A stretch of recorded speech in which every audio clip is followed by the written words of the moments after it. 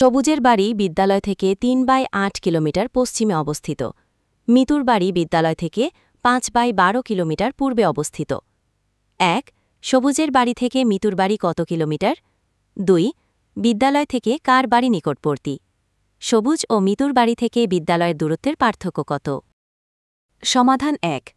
সবুজের বাড়ি থেকে মিতুর বাড়ি দূরত্ব হল 3/8 যোগ 5/12 কিলোমিটার। এখানে 8 আর 12র লসাগু হল 24।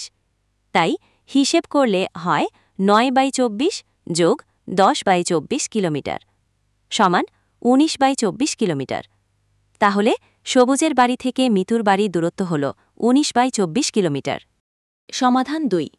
আমরা 3/8কে লিখতে পারি 6/24 বা 9/24।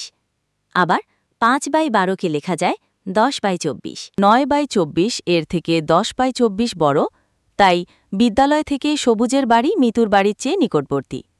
এরপর সবুজ ও মিতুর বাড়ি থেকে বিদ্যালয়ের দূরত্বের পার্থক্য বের করতে হবে। এটি হল 5/12 বিয়োগ 3/8 কিলোমিটার। এখানেও 12 আর 8-এর লসাগু হল 24। তাই হিসেব করলে হয় 10/24 বিয়োগ 9/24 কিলোমিটার সমান 1/24 কিলোমিটার। সুতরাং সবুজ ও